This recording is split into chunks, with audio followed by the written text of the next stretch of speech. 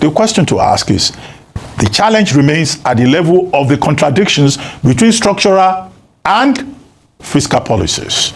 Those contradictions is what we live with. And that was why I said earlier on that, yes, you are celebrating 41 billion, but we have a lot of distortions within the economy. The fiscal side is very weak. Inflation is over 23%. There is multidimensional poverty. Capital projects have been abandoned. State governments are not centers of productivity. They are waiting for handout from federal government on a monthly basis. So all of these contradictions are there, and nobody is addressing the supply side of inflation, which is one of the things that they have to do to get this economy to work. And above all, I simplified it by saying that, okay, you may have foreign reserve, which is external, saving. How about what is going on internally? Ordinary Nigerians cannot feed. Ordinary Nigerians are groaning. Public infrastructure is not working. And then you say, we have money. It's like a father, as I said earlier, saying he's saving for the family. I mean, while the children are having kwashoko, they cannot pay school fees. And you say, oh, well, don't worry, we are saving. In fact, these savings, I will take it to 100 billion. Is it when the children die? So we have to address more distortions within the economy.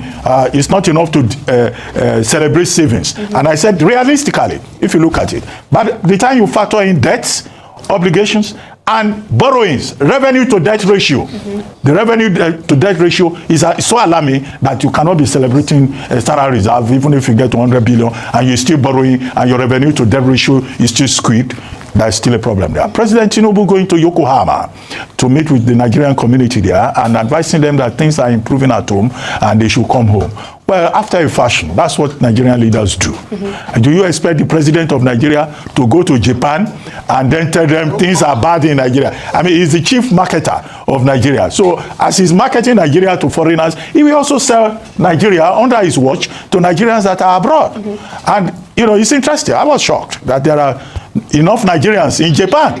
Somebody once said something that if you go to any part of the world, I'm sure there will be Nigerians in Alaska. Of course. Yes. Nigerians will be, there's one Nigerian who lives there with his family. In fact, the coldest region and he's very happy to be in Alaska. So go anywhere. I once met one man in some strange part of the world, and he has a family there. So, but for these Nigerians to come home, where there is the Japa syndrome and is thriving, we have to provide an enabling environment so that 7,000 Nigerians in Libya will not be repatriated in less than a year. So that 70,000 Nigerians will not be repatriated from Libya within a period of 10 years.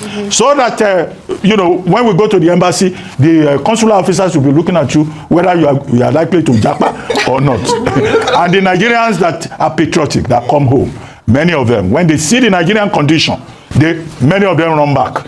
So we have to make this country livable, peaceful, and for everyone. Enabling. Absolutely. And the public that for the first time since 2021, Nigeria's foreign exchange reserves rose to $41 billion in August. This day newspaper also exclusively learning that the ban has more ambitions to build the country's reserves to at least $100 billion.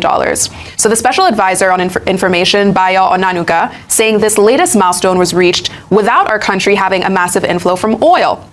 Adding, I can bet that Atiku Abubakar, Peter Obi, Nasir El-Rufai, and Babashir Lawal would never acknowledge this remarkable success. They are more interested in their doomed campaign to overthrow Bola Tinubu.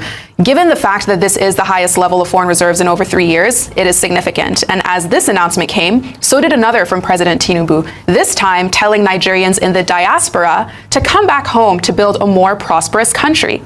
So according to Onanuga on X, President Tinubu, speaking in Tokyo, said, I'm happy to report that many of our people are returning home. For economic reasons, some people might decide to stay away, but for the economic growth and opportunity available in Nigeria, don't stay away. Adding, if you do stay away, who will build it? And Rufai, I'll start with you on this, the 41 billion reserve story first, because it feels like it's being positioned either as an economic issue or as a political one. We have said constantly, 41 billion reserve. What are the components of what makes up the reserve? We're also taking a lot of loans at this point in time. So when you take loans and it filters into your reserves and all of that, can we also say the case? We also say what are the fundamentals? We are bringing a lot of hot money in foreign portfolio investment, which is not good in the long run for the economy because it's easy entry, easy exit. It's not sustainable. What we are saying is that we should have an economy that FDI is coming. In terms of that, we are low on that. Look at the capital importation numbers. So the numbers are clear. That's why I say it's a danger of a single story. Yes, you can have remittances increase and all of that. You can also have, but you see, what they will not tell you is that I think at some point this year that there was a slight drop because the CBN had to take some money from this reserve to be able to shore up the naira. They will not tell you that. So it's this government of headlines. We want to celebrate headlines. I'm not saying don't celebrate your headlines, but I'm saying let's be holistic across board and tell the full story. It doesn't mean things are uhuru yet. We are celebrating this at a time that we've not been able to fund most of the projects in our budgets. We're having many budget cycles running concurrently. No money is being released to be able to get anything done. There are lots of problems in the system and the ecosystem of the economy of this country. So please, we are saying factor all that in so that we can have a bigger and a more robust economy. That's just it. But this idea of, okay, let's celebrate, we'll see. If Nigeria starts to do well, if we see the signs, like President Tinubu saying people should come back in, we want people to come back in. Nobody had to campaign too much for people to come back when they came back during Obasanjo's time. Because they saw the signs. But I've also seen a lot of people that came back during Obasanjo's time leave because of the state of the economy. So kudos to him. He's trying his best. But we are not there yet as regards the state of things of the economy. And that's just it. And him trying to score a political point by saying, I bet the legs of Peter Obi and the legs are not saying, it's not necessary. Let's focus on what we can do.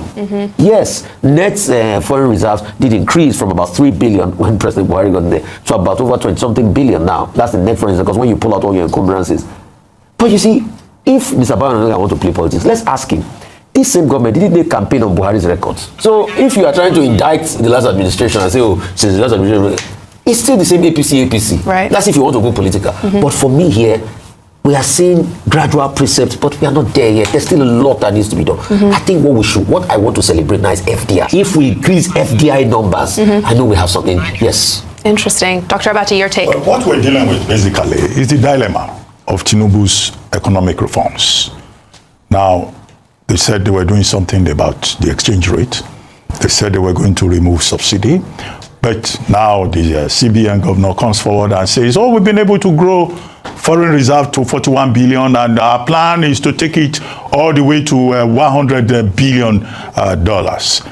And they say, oh, he's doing well for the economy, in the sense that they say the naira will be more stable, foreign exchange market will be more stable, foreign investors would have more confidence in the Nigerian environment, and clearly it shows that the Tinubu administration seems to be doing better than the Buhari administration. After all, they've grown foreign reserve beyond where they met it. Okay, the question to ask is, the challenge remains at the level of the contradictions between structural and fiscal policies. Those contradictions is what we live with. And that was why I said earlier on that yes, you are celebrating 41 billion, but we have a lot of distortions within the economy. The fiscal side is very weak. Inflation is over 23%. There is multidimensional poverty. Capital projects have been abandoned. State governments are not centers of productivity. They are waiting for handout from federal government on a monthly basis. So all of these contradictions are there, and nobody is addressing the supply side of inflation, which is one of the things that they have to do to get this economy to work. And above all, I simplified it by saying that, okay, you may have foreign reserve, which is external, saving. How about what is going on internally? Ordinary Nigerians cannot feed. Ordinary Nigerians are groaning. Public infrastructure is not working. And then you say, we have money. It's like a father, as I said earlier, saying he's saving for the family. And meanwhile, the children are having kwashoko. They cannot pay school fees. And you say, oh, don't worry, we are saving. In fact, these savings, I will take it to 100 billion. Is it when the children die? So we have to address more distortions within the economy. It's not enough to celebrate savings. And I said, realistically, if you look at it, but the time you factor in debts, obligations, and borrowings, revenue to debt ratio, the revenue to debt ratio is so alarming that you cannot be celebrating external reserve, even if you get 100 billion and you're still borrowing and your revenue to debt ratio is still skewed. There's still a problem there. President Tinubu going to Yokohama to meet with the Nigerian community there and advising them that things are improving at home and they should come home. Well, after a fashion, that's what Nigerian leaders do. Do you expect the president of Nigeria to go to Japan and then tell them things are bad in Nigeria? I mean, he's the chief marketer of Nigeria. So as he's marketing Nigeria to foreigners, he will also sell Nigeria under his watch to Nigerians that are abroad. And, it's interesting. I was shocked that there are enough Nigerians in Japan. Somebody once said something that if you go to any part of the world, I'm sure there will be Nigerians in Alaska. Of course. Yes. Nigerians will be, yeah, there's one Nigerian who lives there with his family. In fact, the coldest region of the world. And he's very happy to be in Alaska. Yeah. So go anywhere. I once met one man in some strange part of the world, and he has a family there. Yes. So, but for these Nigerians to come home, where there is the Japa syndrome and is thriving, we have to provide an enabling environment so that 7,000 Nigerians in Libya will not be repatriated in less than a year.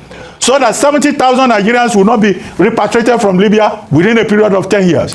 So that, when we go to the embassy, the consular officers will be looking at you whether you are likely to japa or not.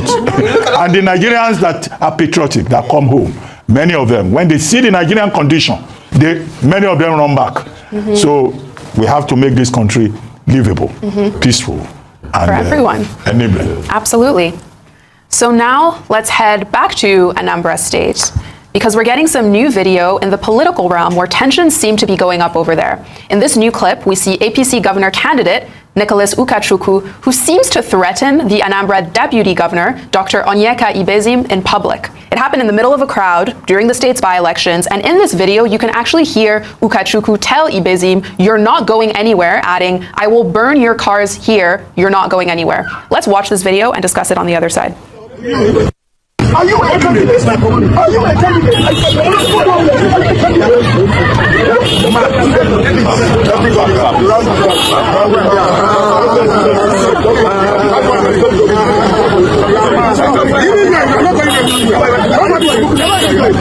Nobody's going your cash.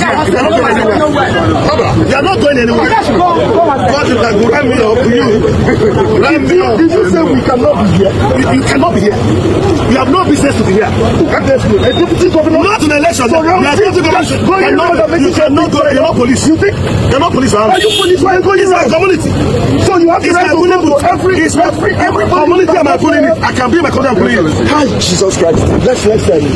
And Dr. Abati, I think I'll start with you on this, just because it's somewhat alarming to hear these kinds of open threats made in public and caught on camera. I know this video happened in the by-elections, but at this stage, how are you seeing this in the context of everything going on in Anambra State? Well, I have argued that the major takeaway from the by-elections is simply that we have not learned any lessons.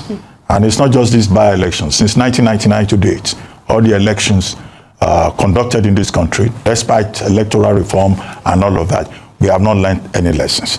And there is need for us to continue to work on the electoral framework at all levels. The institutions involved, the personalities involved, the processes, and the management of elections generally. However, what this signposts is a statement about the leadership recruitment process. Now, we always talk about violence, thuggery during elections. These are leaders in their own right.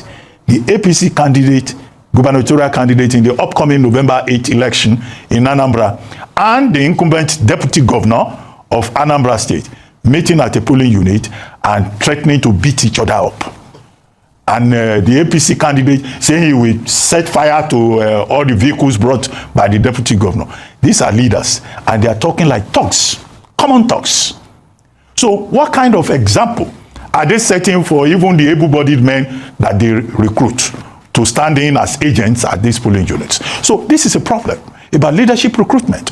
And the people take their cue from the way their leaders behave. And I say this democracy is not going to move forward unless we begin to make sure that the people that are recruited into leadership positions at any level are persons who have the character.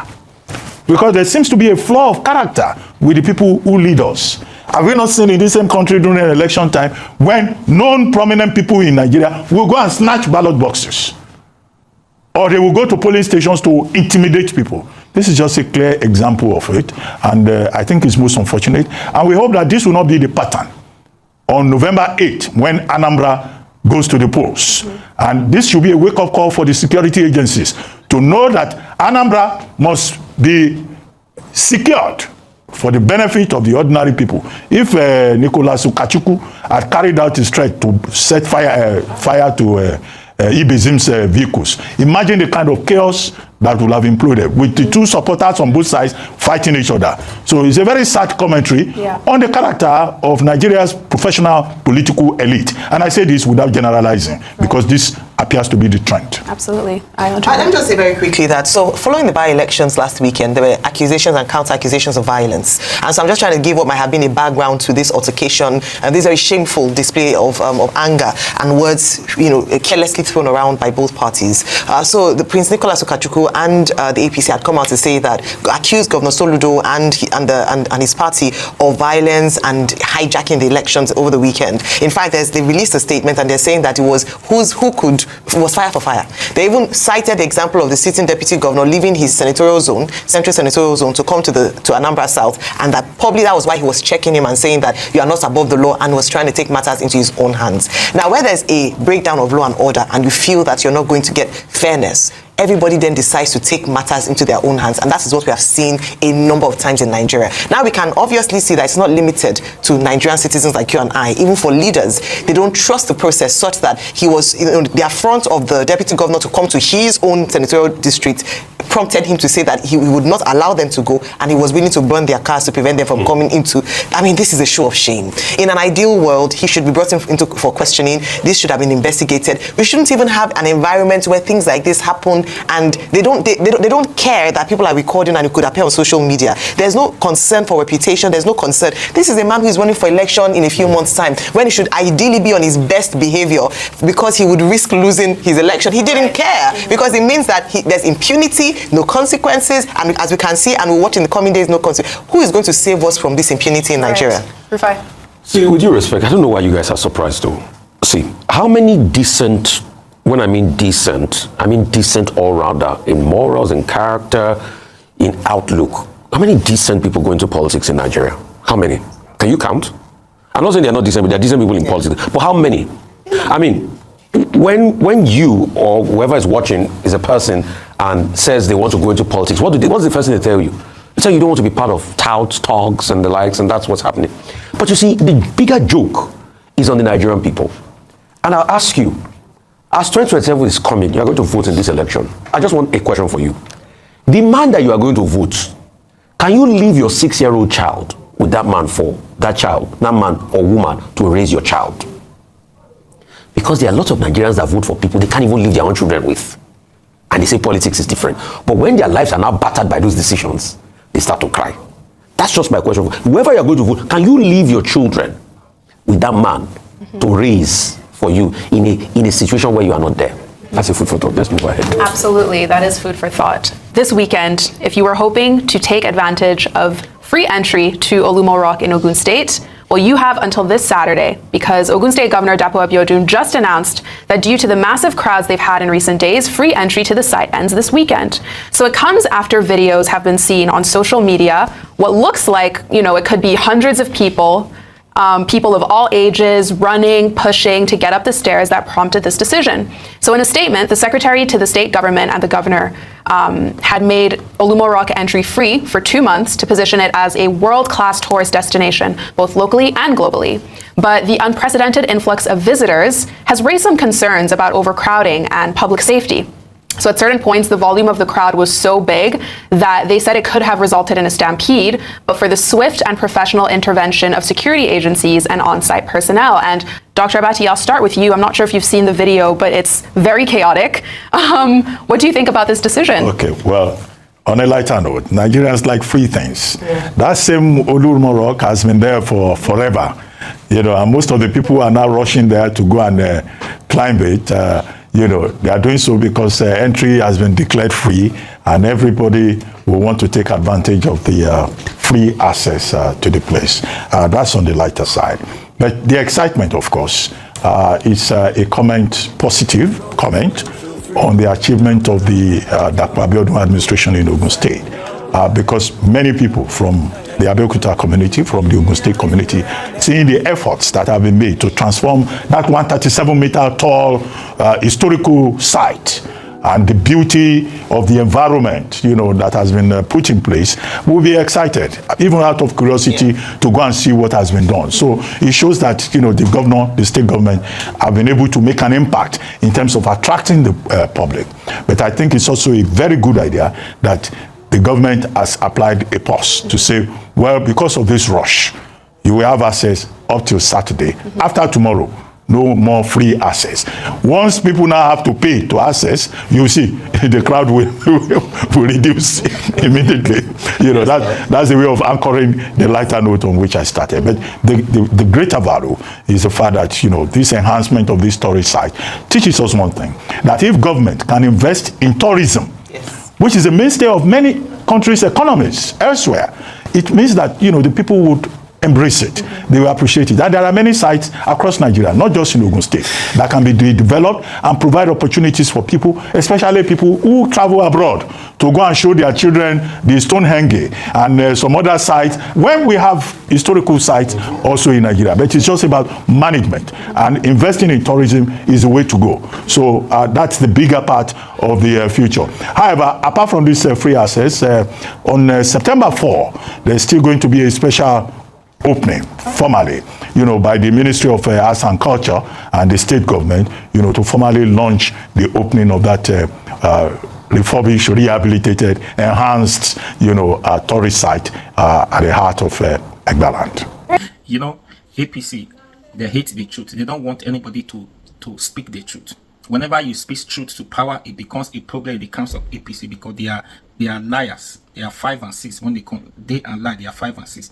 So whatever anybody says is a lie. APC say it's true. But meanwhile, what they are saying, it does not correspond with the realities of Nigeria today. It does not correspond with the problem in the society, in the country. Things are getting better. We keep on hearing every day. They are saving money. Our national reserve hit $41 this thing. Who are you saving money for? You are saving money for future where your people are hungry. So how does it work? Somebody should make sense. But he have already explained. So somebody should make sense. You don't tell the hungry man that he does not have food to eat. He knows when there is food. He knows when things are getting better.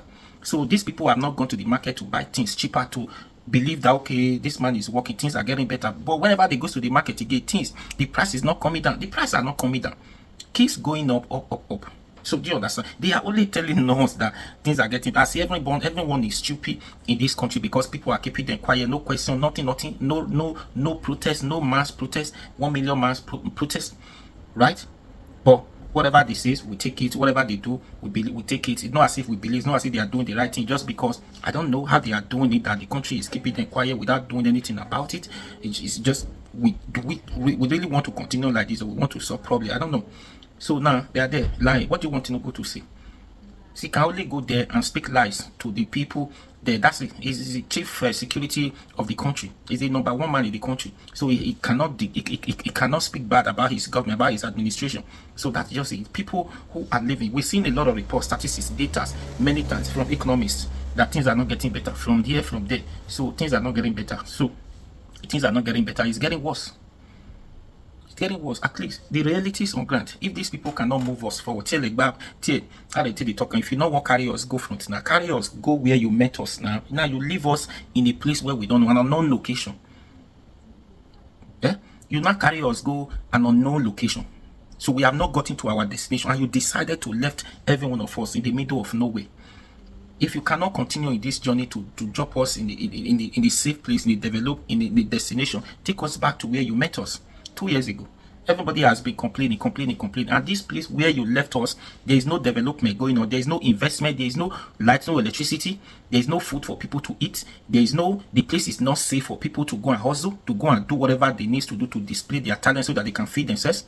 And the place where they are managing is not safe enough. They can't sleep in the place and close eye. So what is the need of having a president? So take us back to where you met us. Do you understand what I'm saying? So anyway, but he said it and Rufai. So these people, they are lying. That's why when I listen to a video like this, I know, okay, if it is only APC, other people do not even have man to speak. It is only APC that is speaking in this country. Go to different media houses. When international look at it, is it not the country people always complain that this one is they are talking about? No, for them, you're already living in abroad. After our senior president has said it before, that Tinubu has transformed this country. It's like we are not living in a small Dubai or small London. So imagine now, Insecurity is worsening. No food to eat. Everything. Problem here and there. Anyways, what do you think? Please, I'll be your guy now. Like, share, comment, and subscribe to this YouTube channel so that you don't miss update from me. Oh yeah, now please subscribe.